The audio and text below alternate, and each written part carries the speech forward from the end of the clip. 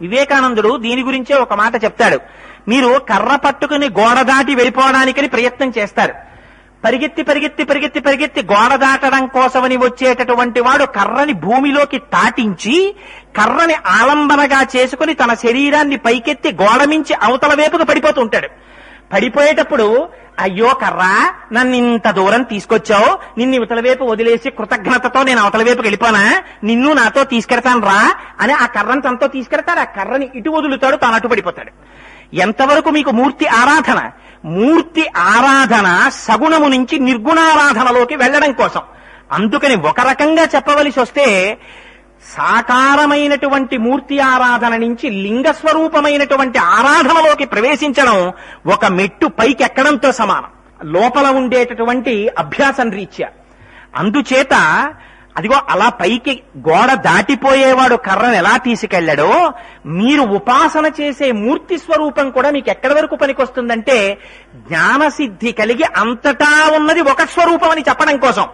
ఇది తెలిసిన మహాపురుషుడు కనుక, జగత్తుకంతటికీ ఈ విషయాన్ని వెల్లడించినటువంటి జగద్గురువులు కనుక, శంకరులు ఎక్కడికి వెళ్ళనివ్వండి, ఏ ఆలయంలోకి వెళ్ళనివ్వండి, ఆ ఆలయంలో ఉండేటటువంటి పరమాత్మ స్వరూపం గురించి స్తోత్రాలు చేశారు తప్ప ఈ స్వరూపంగా ఉంటేనే స్తోత్రం చేస్తాను, ఈ స్వరూపంగా ఉంటేనే స్తోత్రం చేయనని శంకరాచార్యులు వారు అనలేదు. ఎందుకనలేదు? అంతటా ఉన్నది పరమాత్మయే అని గుర్తిరిగినటువంటి జగద్గురువు కనుక, అది మనకి తెలియచెప్పిన మహాపురుషుడు కనుక. అందుకని అదిగో అది పరమాత్మ తత్వం అంటే. అటువంటి పోతన గారు భాగవతాన్ని అంధీకరిస్తుంటే ఆయన దశమస్కంధంలో ఒక లీల వ్రాశారు. అది ఎంత చిత్రమైన లీలంటే, కృష్ణ భగవానుడికి ఇంకా పాకుతున్నటువంటి వయస్సు. అటువంటి స్థితిలో అమ్మగారు ఆయన కాళ్ళకి యశోదాదేవి గజ్జెలు పెట్టింది. ఆయన ఆడుకుంటున్నాడు.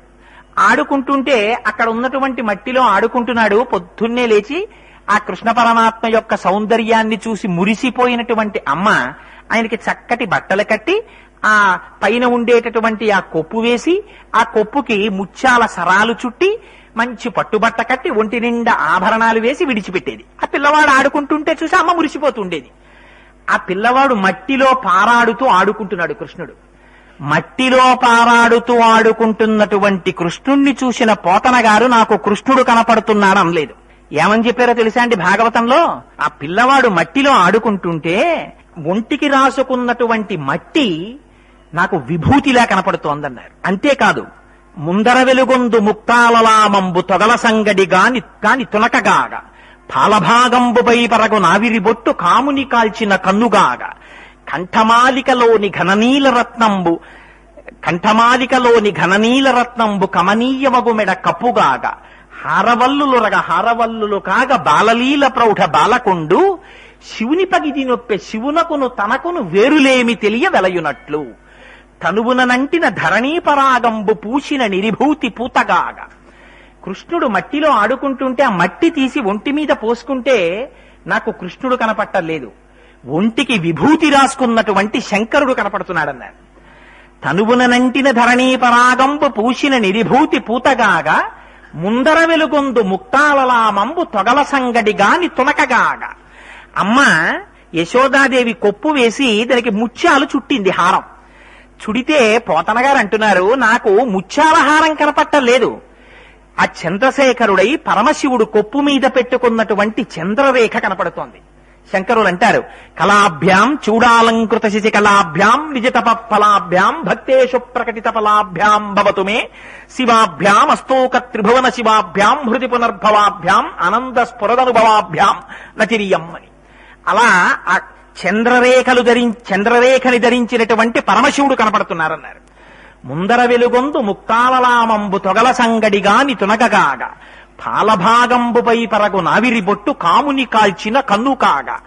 అమ్మ పిల్లవాడు ఆడుకోవడానికి విడిచిపెట్టేటప్పుడు పాలభాగమునందు ఇంత ఆవిరి బొట్టు పెట్టింది.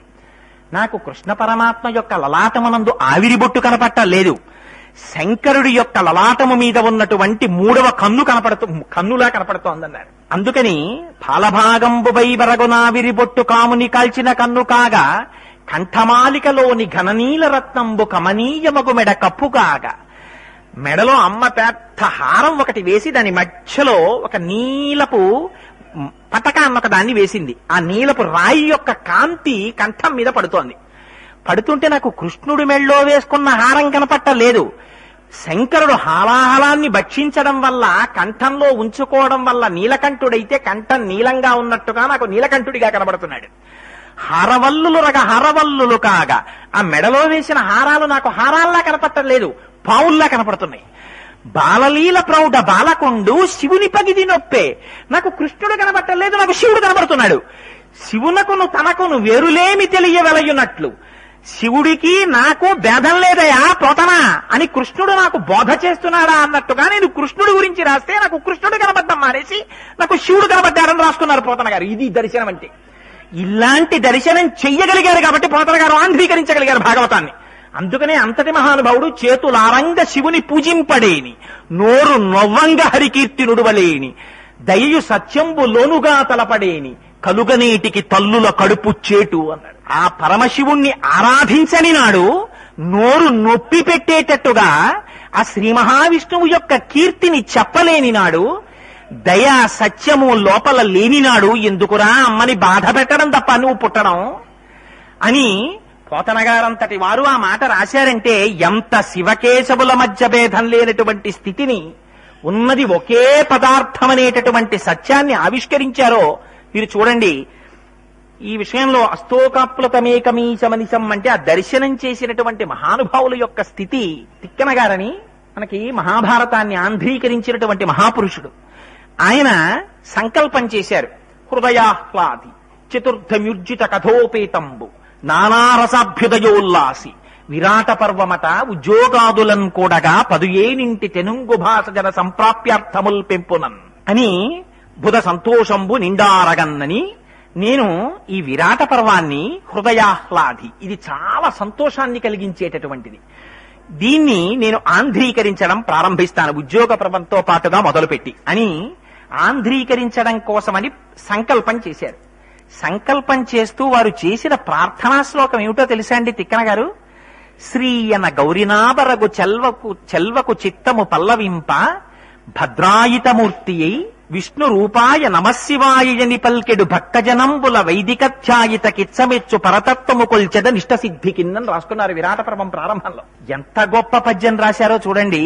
శ్రీ అన్న గౌరినాబరగు చెల్వకు చిత్తము పల్లవింప భద్రాయితమూర్తి అయి హరిహరంబగు రూపము దాల్చి విష్ణు రూపాయ నమశివాయ అని పల్కెడు భక్తజనంబుల వైదికధ్యాయిత కిచ్చమెచ్చు. శ్రీ అన్న గౌరినాబరగు, శ్రీ అంటే లక్ష్మీదేవి, గౌరీ అంటే పార్వతీదేవి. మన దృష్టిలో ఏంటంటే లక్ష్మీదేవి అంటే విష్ణుమూర్తి యొక్క భార్య, పార్వతీదేవి అంటే పరమశివుడి భార్య.